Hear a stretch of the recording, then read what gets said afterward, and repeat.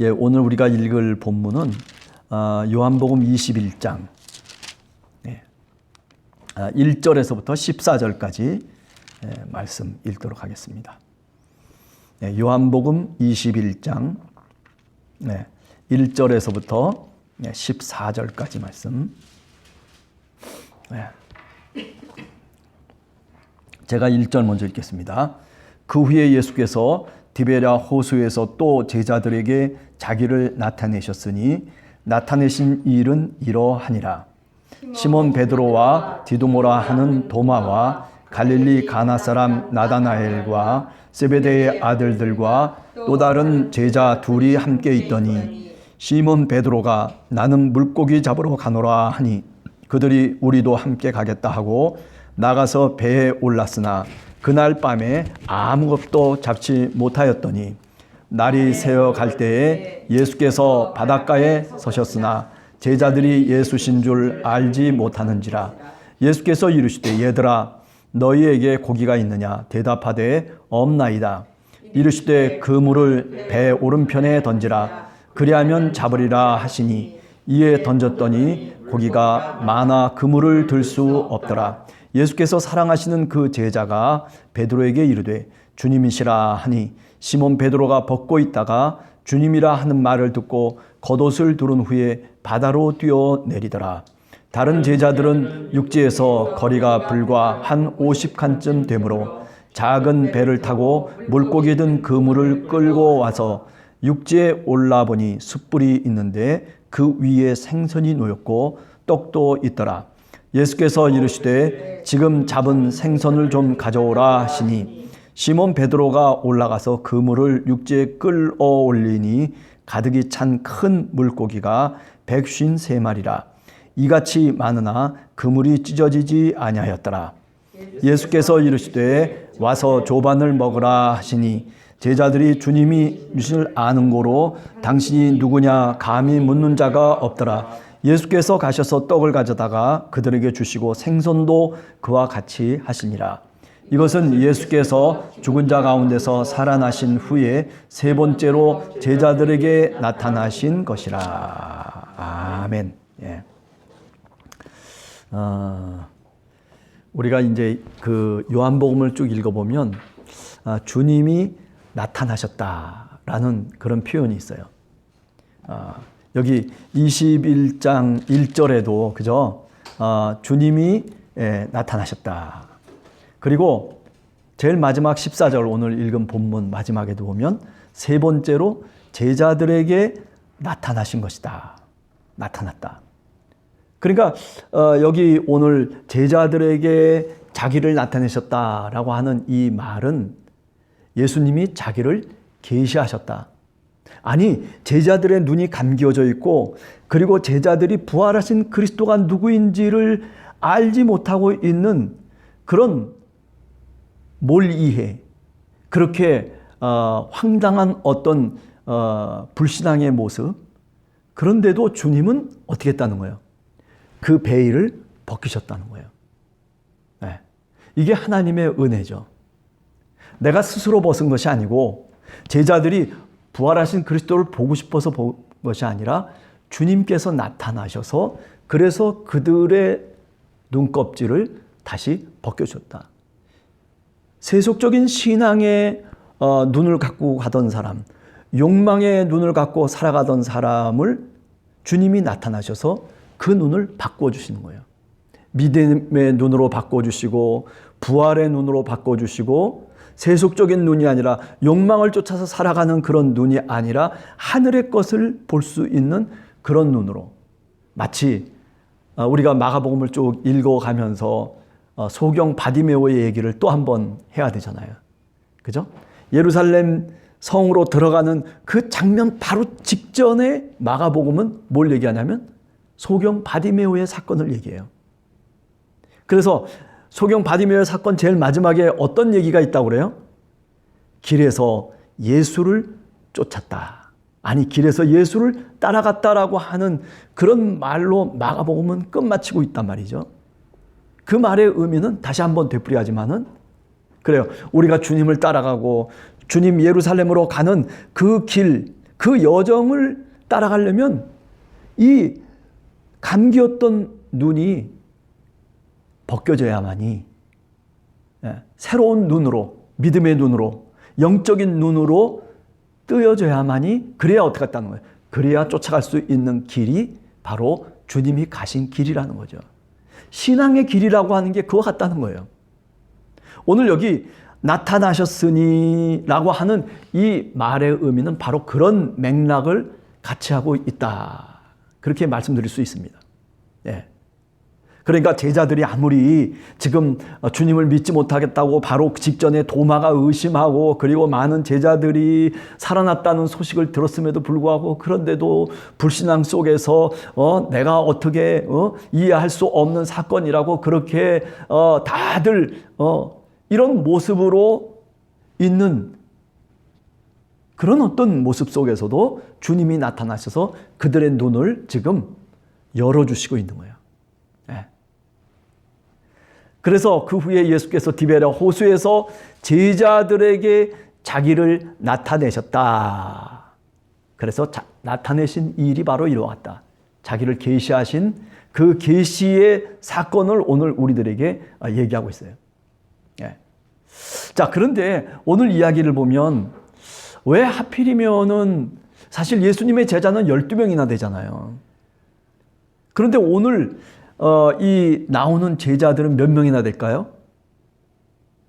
요한복음을 읽을 때 우리는 좀 모르면 무조건 어떻게 하면 되냐면, 표적이 몇 개 있습니까? 그러면 7개요.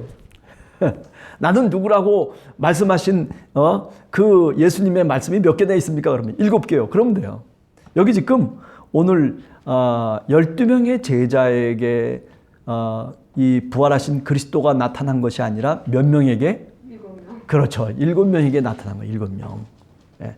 그러니까 공관복음서는 12이라고 하는 숫자를 굉장히 중요하게 생각해요. 그래서 마치 이스라엘의 12지파가 다시 예수 그리스도를 통해서 다시 회복되어지고, 그리고 새로운 이스라엘을 주님이 일으켜 세우는 그런 모습으로 공관복음서는 사실은 12명의 제자들을 이해하고 있거든요. 그런데 반해서 요한복음은 그런 시각이 아니에요. 그런 관점이 아니에요. 7명의 제자들에게 나타나셨다라고 하는 이 말은 어떤 의미를 갖고 있냐면은, 계시록에 보면 7교회에게 보내는 편지거든요. 그러니까 이 요한복음은 이 7명의 제자라고 하는 쪽에서 뭘 생각하냐면 교회라고 하는 걸 생각하는 거예요. 예. 이스라엘을 생각하는 것이 아니라 이 요한복음은 교회를 생각하는 거예요. 교회. 예. 교회. 그러니까 구원받은 하나님의 백성들, 그 교회 전체를, 그 성도를 대표하는 바로 오늘 이 7명의 제자들, 7교회의 종들, 이들을 말하자면 지금 요한복음은 말씀하고 있는 거죠. 그러니까 여기 7명의 제자들이라고 하는 이 내용들은 결국 어떤 의미를 갖고 있냐면, 7교회, 교회 전체를 향해서 이 요한복음이 뭔가를 지금 주님께서 말씀하고 있는 것으로 그렇게 이야기하고 있는 거예요. 그런데 우리가 가만히 이 이야기를 살펴보면, 우선 시몬 베드로, 그 다음에 도마, 그 다음에 나다나엘, 세베대의 아들 2명, 그리고 다른 제자 2, 이렇게 이제 7명 아니에요. 그죠? 예. 그런데 3절에 보면 이제 시몬 베드로가 나는 물고기를 잡으러 가노라 하니 그들이 우리도 함께 가겠다 하고 나섰다는 거예요. 자, 이 이야기 한번 다시 얘기하고 또 넘어가야 될 것 같아요. 무슨 얘기냐면, 사실 갈릴리 해변가에서 우리가 복음서를 읽어보면, 공관복음을 읽어보면 예수님이 제자들, 특별히 베드로와 그리고 안드레, 그리고 야고보의 아들들, 이런 사람들을 제일 처음에 부를 때가, 장소가 어디예요? 바로 갈릴리 해변이거든요. 지금 여기예요, 여기.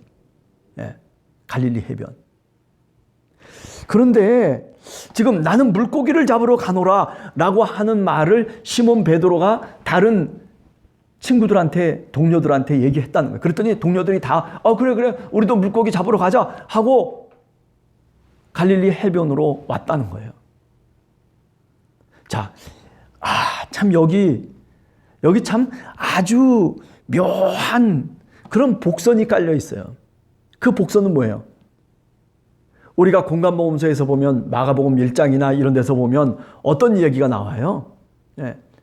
그 갈릴리 해변에서 제자들을 부르신 다음에 그리고 주님께서 그들에게 말씀합니다. 야, 너희는 이제부터는 물고기를 잡는 어부가 아니야. 이제 내가 너희에게 사명을 주겠는데 나를 따라오너라. 그러면 내가 너희로 무슨 어부가 되게 하겠다? 사람을 낚는 어부가 되게 하겠다. 너 지금부터 이제 물고기를 잡는 게 너희의 직업이 아니고 너희 사명이 아니고 너희는 이제 사람을 낚는 어부가 돼야 돼. 그런데 똑같은 장소에서 지금 시몬 베드로와 그리고 안드레와 그리고 이 제자들은 뭐라고 얘기하냐면 주님이 말씀하신 그 사명과는 정반대의 얘기를 하고 있는 거예요. 예? 그러니까 아니 부활하신 다음에 이 부활의 증인으로 살아야 될 사람들이 이게 뭐 완전히 예수님이 처음에 부른 것과는 전혀 다른 그런 어떤 생각과 말을 그런 고백을 지금 하고 있는 거예요. 자, 우리가 여기까지 얘기를 하고 난 다음에 한 가지 꼭 얘기해야 될 게 있어요. 그것은 뭐냐면 이처럼 부활의 사건의 증인으로서 주님의 제자들 사실은 어떻게 보면 자격 탈락이죠. 네. 그죠? 아니 부활의 사건의 증인으로 살아가야 마땅한 제자들인데도 불구하고 그런데 예수님이 부르시기 전에 생전에 이 땅에서 예수님이 그들을 부르셨던 그 이전의 상황으로 지금 완전히 돌아와 있는 거예요. 왜 그럼 이런 이야기를 했을까? 네. 교회를 대표하고 그리고 전체 교회를 말하자면 상징할 수 있는 이 7명의 제자들. 그런데 왜 이 모양 이 꼴이 됐냐는 거죠. 네. 저는 여기에는 특별한 이유가 있다라고 생각을 해요. 어떤 이유가 있냐면 초대교회 이후로 교회 속에 사실은 문제가 끊이질 않았어요.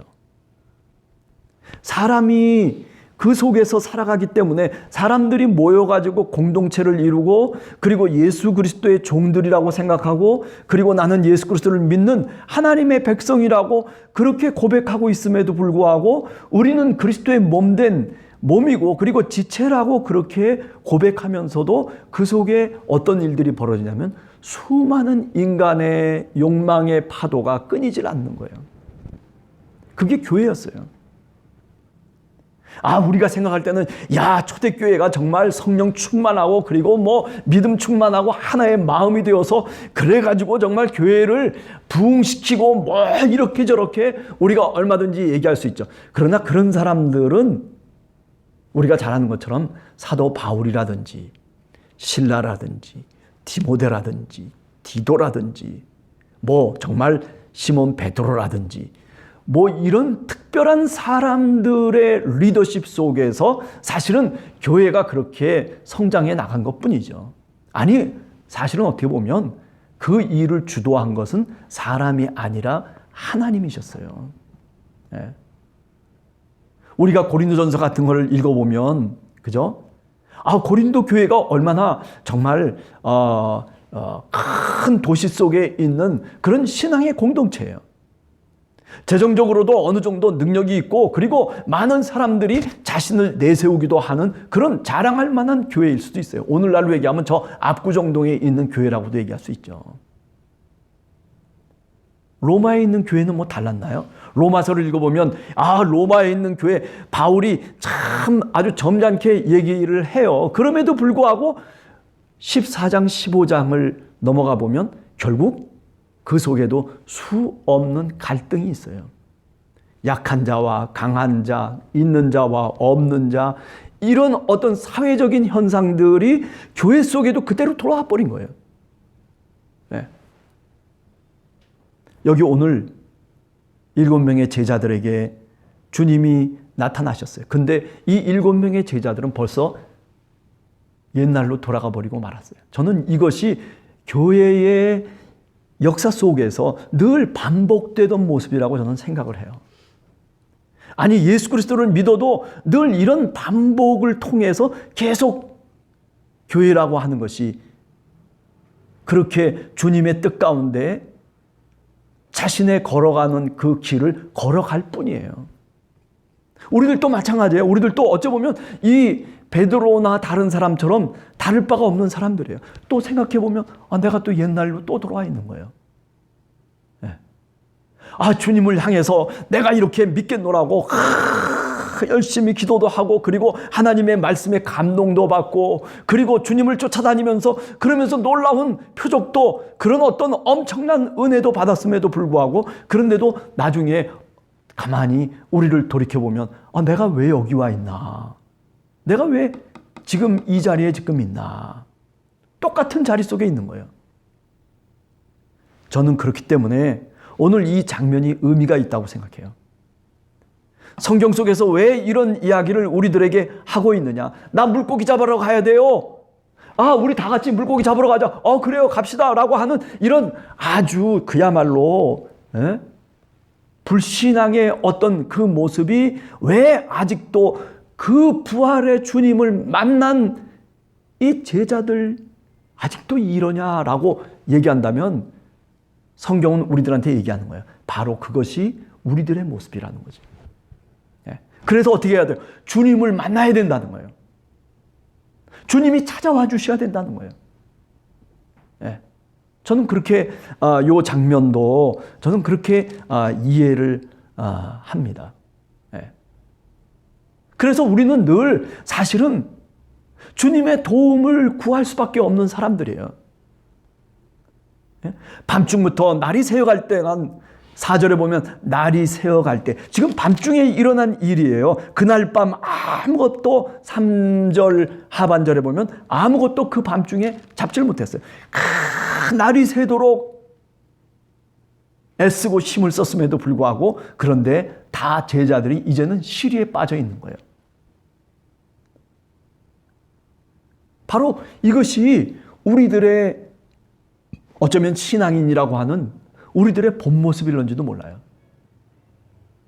그럼 어떻게 하라는 거예요? 지금 이 요한복음의 얘기는 그렇기 때문에 주님이 찾아오시기를 우리가 늘 기도해야 된다는 거예요. 주님, 내 직장에 찾아와 주시고, 내 삶의 인생의 길 가운데 오늘 찾아와 주시고, 내일 또 찾아와 주시고, 주님이 찾아와 주지 아니하시면 날이 새기까지 그저 우리가 애를 쓰고 힘을 써도 결국 오늘 여기 얘기하는 것처럼 5절에 뭐라고 얘기해요? 너희가 잡은 고기가 있느냐? 대답하되 아무것도 없나이다. 인생의 의미를 찾지 못하고 그저 애를 쓰고 힘쓰고 그렇게 살아갈 수밖에 없는 것이 바로 우리들의 본연의 모습이라는 거죠. 네. 그래도 성경은 우리들한테 얘기해요. 그러나 실망하지 말어. 그러나 그렇다고 해서 네 생애를 포기하지 말어. 그러나 그렇다고 해서 네가 가던 길을 다시 돌이키지 말어. 왜? 오늘 또 주님이 바로 자신을 불렀던 그 주님이 오늘 또 나를 믿어주시고, 그리고 나를 제자 삼으시고 하나님의 백성으로 삼으신 그 주님이 오늘 또 우리 곁에 날이 새도록 어떻게? 내 옆에 사실은 기다리고 계시다는 거예요. 같이 동행하고 있다는 거예요. 날이 새어갈 때 예수께서 바닷가에 서셨으나, 4절에 보면 바닷가에 서 계시는 거예요. 그들이 애타는 모습을 바닷가에 서서 지금 보고 계시는 거예요. 네. 그러니 저 멀리 있는 자가 누구인지 깜깜한 밤중에 뭐 알 수가 있어요? 그런데 주님이 그 밤중에 날이 새어갈 때쯤 그들이 이제는 도저히 내 힘으로는 어떻게 할 수가 없다. 잡은 것이 아무것도 없는 그 시리에 빠져있는 그때에 주님께서 5절에 보면 말씀하십니다. 얘들아. 예? 어린아이를 부를 때 하는 그 말씀 그대로예요. 얘들아. 이 속에는 사랑이 들어가 있고 이 속에는 용서가 들어가 있고 그잖아요. 우리가 조그만 애가 뭐 그냥 자기 힘껏 막 그냥 땀을 뻘뻘 흘리면서 그러면서 어떤 일을 하는데 우리는 이렇게 보고 있으면 어른들이 이렇게 보고 있으면 그건 결과가 뻔한 거예요. 그런데도 어때요? 그 조그만 어린 아이가 그렇게 애를 쓰고 막 그냥 뭘 어떻게 하려고 하는 모습을 보면서 어쩌면 안타까움도 있죠. 내가 한번 손만 이렇게 봐주면은 금방 모든 것들이 다 풀려날 수 있는 그런 상황이잖아요. 그저 우리가 애를 길러보면 금방 그런 것들을 알잖아요. 그래서 조금만 요거 요렇게 하고 저거 저렇게 해서 조금만 손이 가기만 하면 금방 모든 것들이 다 풀려지는 거죠. 어린아이는 깜짝 놀래가지고 야 이렇게 금방 풀 수 있는 건데 예. 그런데 왜 우리가 가만히 내버려둬요?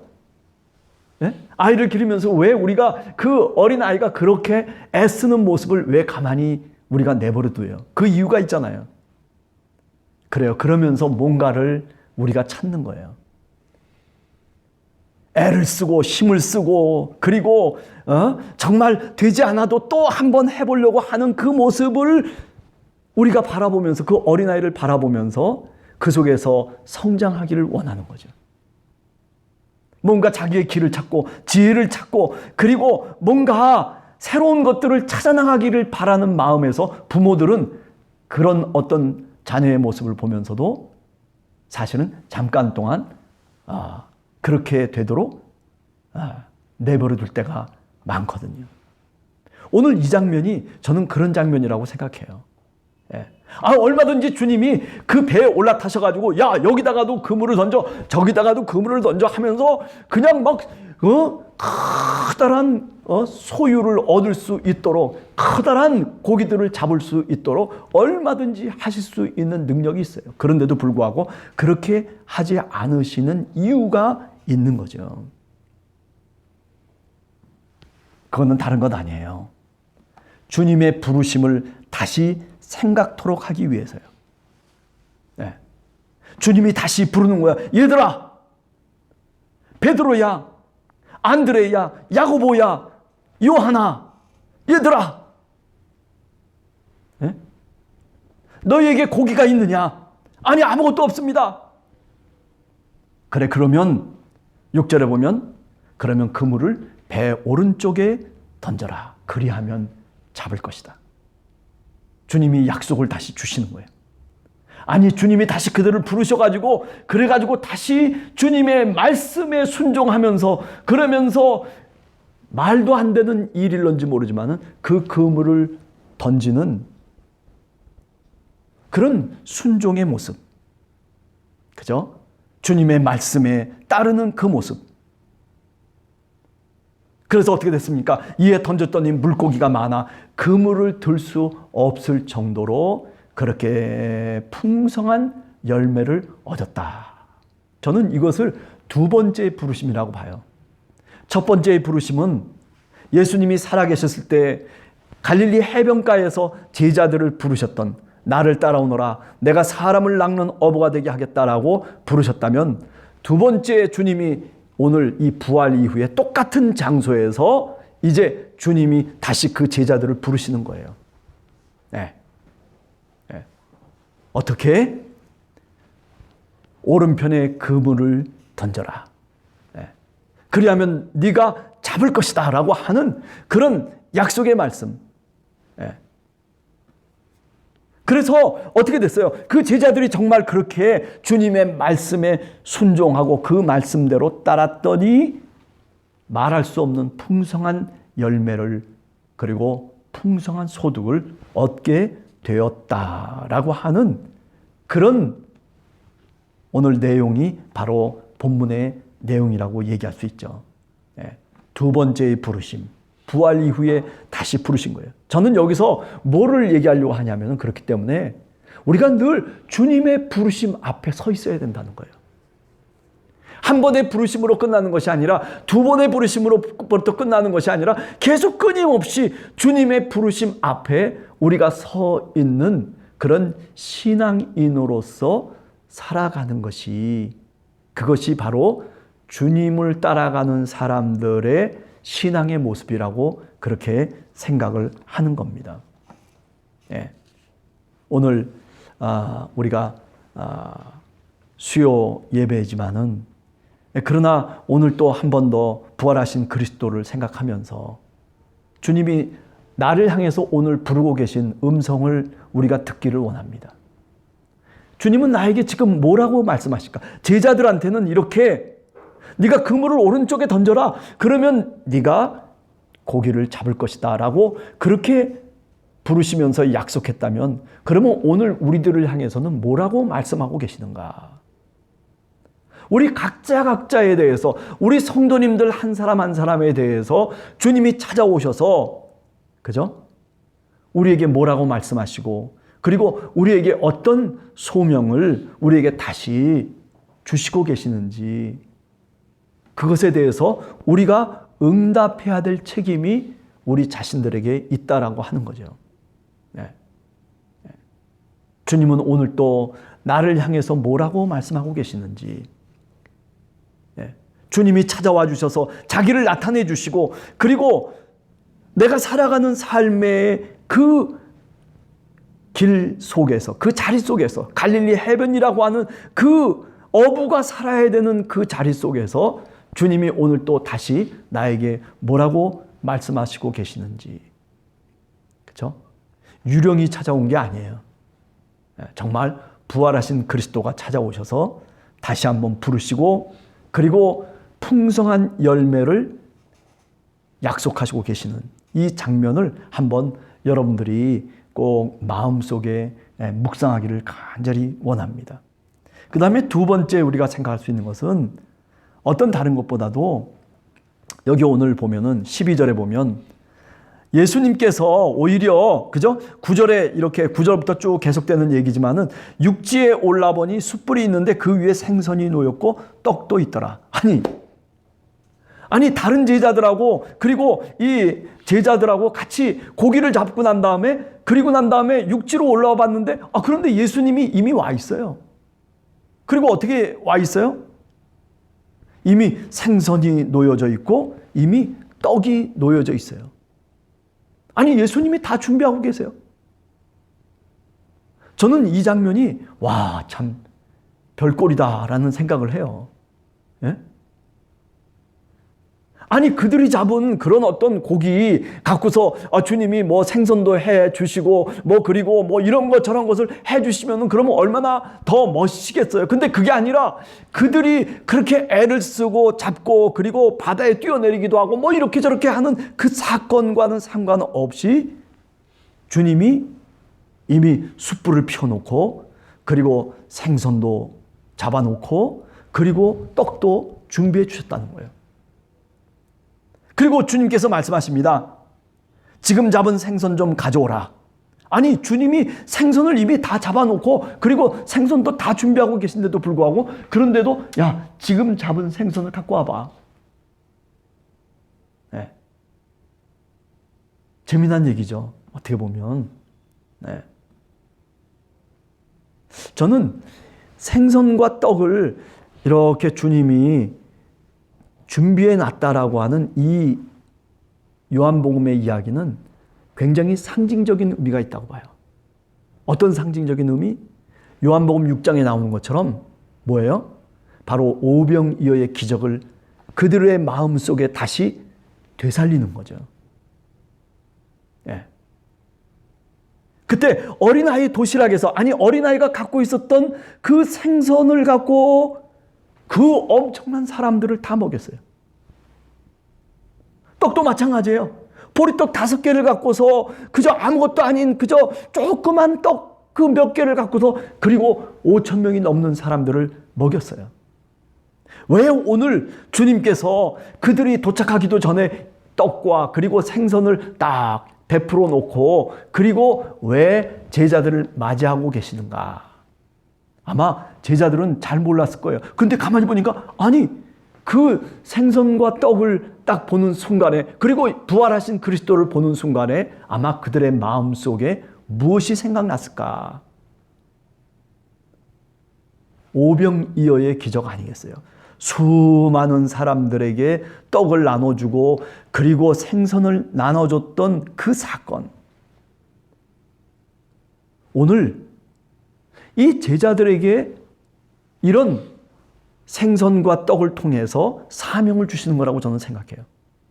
너희들도 내가 살아있을 동안 그렇게 했던 것처럼 이제 너희들도 생선을 나눠주고 너희들도 떡을 나눠줘라. 네. 그 이야기 아니겠어요? 네. 많은 사람들을 살릴 수 있는, 그것은 무슨 물질적인 것을 의미하는 것이 아니라 영적인 것을 의미하는 거죠. 이제 너희들에게 사명을 주겠다는 거예요. 약삭 빠르고, 그때도 오병이어의 기적할 때 주님께서 빌립을 시험하고자 원하셨어요. 그래가지고 머리로 계산하고 200데나리온이나 더 들어가겠습니다. 우리가 어디 시장에 가서 떡을 올 수가 있겠습니까? 없었겠습니까? 수많은 인간적인 계산으로 복잡하게 살아갔던 그 제자들. 그런데 그게 아니라는 거죠. 그 복잡하게 계산했던 그 생각으로부터 이제 그 생각을 버리고 마치 안드레처럼 사람을 찾으러 다니라는 거죠. 그래서 어린아이 한 명을 찾았어요. 그리고 어린아이가 갖고 있었던 그 조그만 것을 통해서 그 5,000명이나, 아니 수많은 사람들을 다시 그들의 배를 채울 수 있게 됐던 그 엄청난 이야기.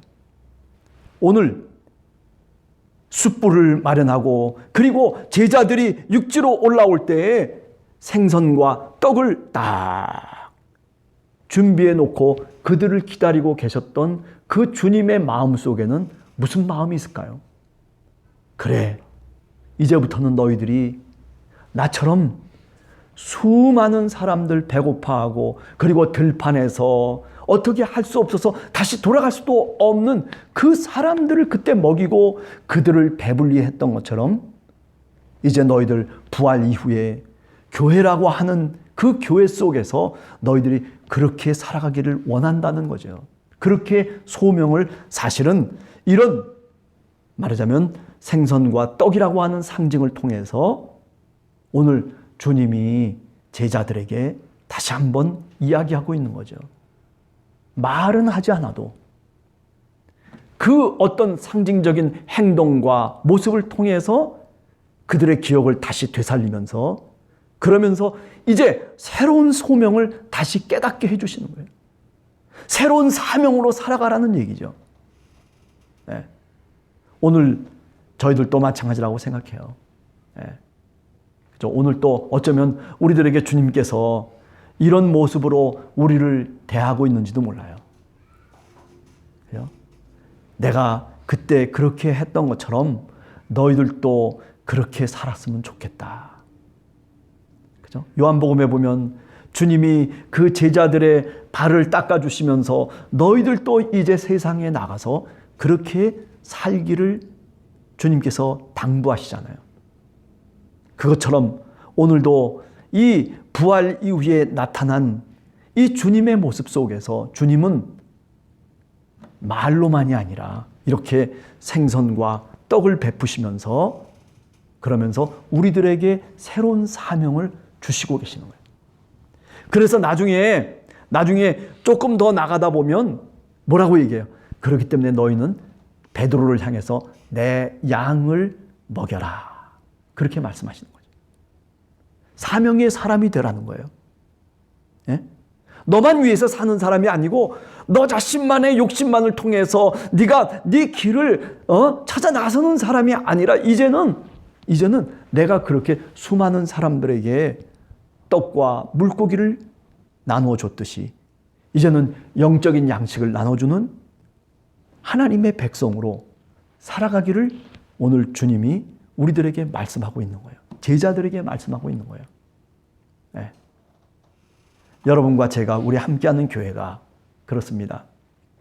오병이어의 기적을 나눠줄 수 있는 그런 우리 자신들이 됐으면 좋겠다. 우리가 세상 속에 나가서도 우리가 어느 곳에서 무엇을 하든지 우리를 통해서 하나님의 기적이 나타나는, 아니 우리가 나눠주는 그 떡이, 우리가 나눠주는 그 말이, 나눠주는 행동이, 그것이 기적을 일으킬 수 있는 그런 믿음의 말과 믿음의 행동이 됐으면 좋겠다라고 하는 그런 주님의 음성을 오늘 또 이 요한복음 21장은 우리들에게 말씀하고 있는 줄로 믿습니다. 우리 이제 또 한 주간을 살아가면서 한번 이 생선과 떡을 왜 주님께서 베풀고 있나 하는 것을, 왜 마련해 주시고 이렇게 제자들을 영접하고 있나 하는 것을 한 번 더 의미를 묵상하면서 우리가 하루하루를 살아가는, 사명으로 살아가는 여러분이 되시기를 간절히 축원합니다. 기도하겠습니다.